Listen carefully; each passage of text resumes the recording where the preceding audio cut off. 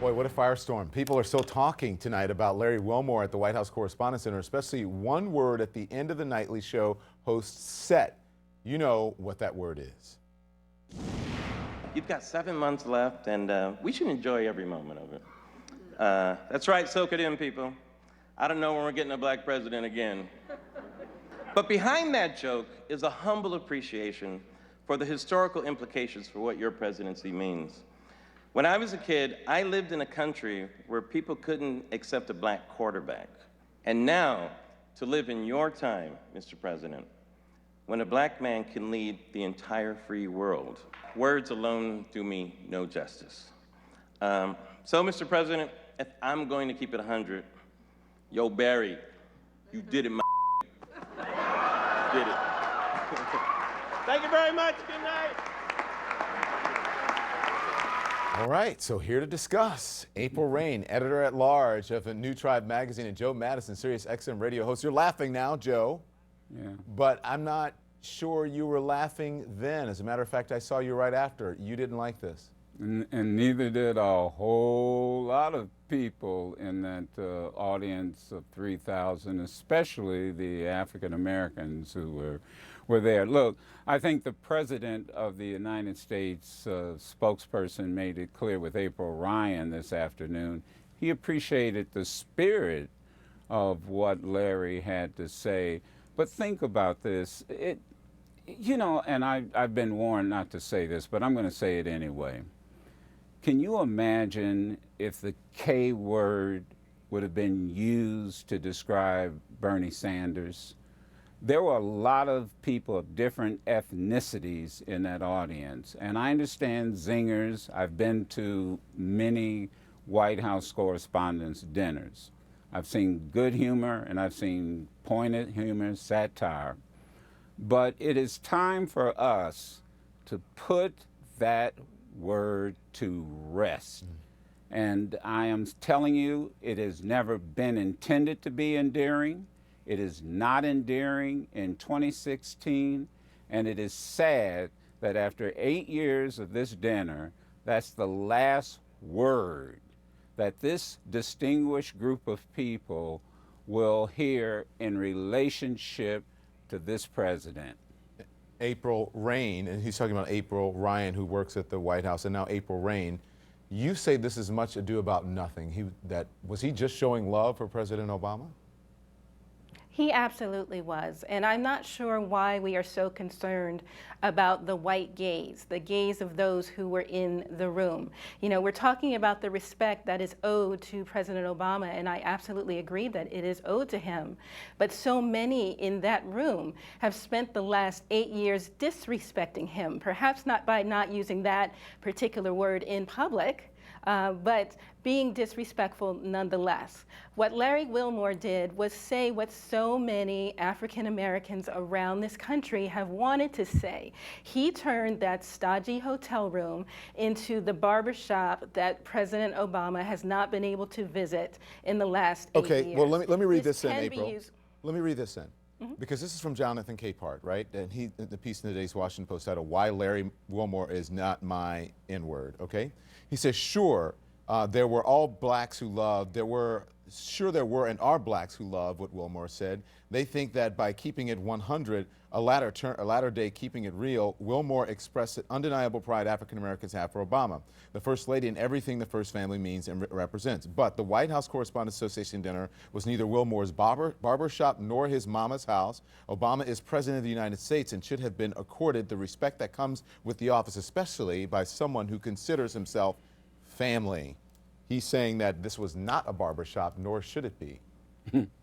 I read Jonathan's. Yeah, I'm sorry. Sorry, I read Jonathan's article, and I wonder if he was reading my Twitter feeds, because I specifically mentioned the barbershop yesterday when we were discussing this. But nevertheless, what we do know is that the president appreciated what Larry Wilmore said. You know, immediately after Larry Wilmore gave him sort of the double chest pound, the president, instead of looking shocked and appalled about what had just been said, instead of giving a polite clap to indicate that his his hosting duties were over, the president returned that pound to Larry Wilmore, in effect saying, thank you for making this statement. Was he just being diplomatic, Joe? Yes. Oh, please. I bet you the President of the United States would not want one of his daughters to have the bomb dropped on the two of them in a heartbeat. Now, look, I understand that the President always tries to rise above some of this type of controversy, and I did say earlier that he did say in a news conference or news briefing that he appreciated the spirit. Now, he didn't say he appreciated the word.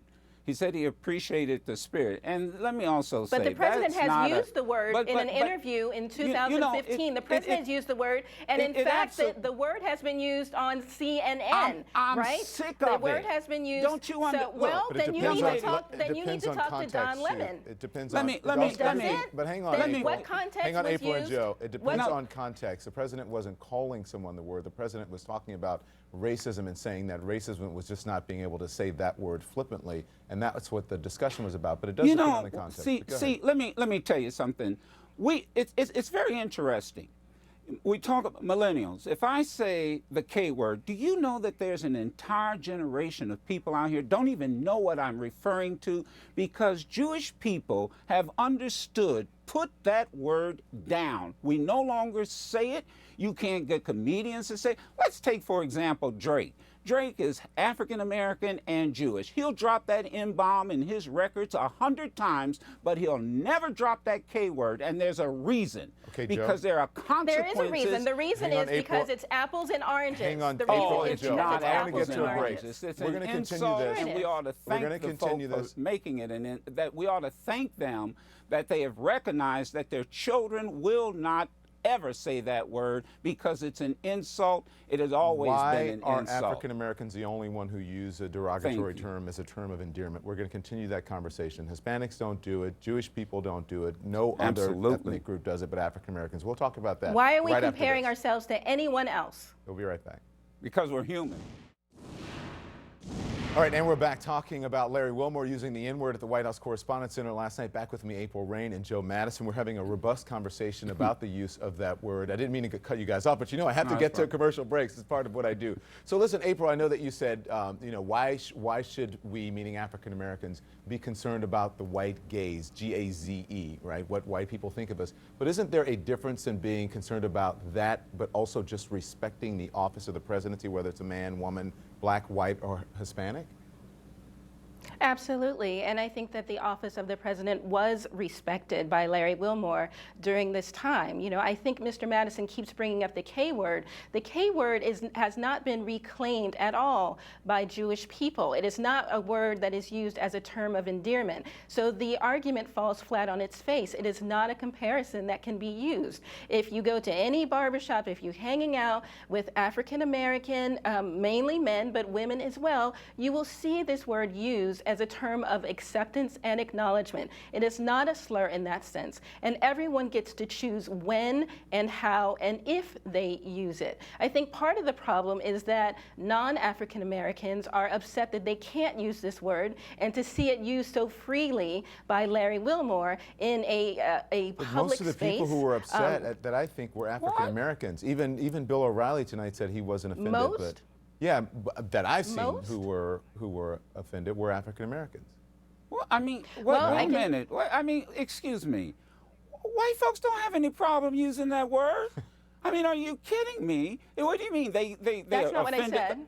I mean, but you said, you know, that they can't use it freely. They use it when they lynch you. They use it when they want to be derogatory. And let me explain to you something historically. The reason I bring up the K word is because Jewish people said never again. They understood what it did culturally to them and how the culture led to certain actions. You do not. Agreed. I know my history, Mr. Madison. I know my history. However, this word, well, you're not going to be condescending. One at a time, but please. You're not going to be condescending. Let him finish. I know my history. I him. appreciate that, though. Well, I've been all over the world, and I'm going to tell you something. This word is used globally to be demeaning, and everyone in their right mind knows it. You can go anywhere on the planet, and this word has become a culturally derogatory. Now, just because we've decided to change it to try to make it a term of endearment, the reality is it's not a term of endearment,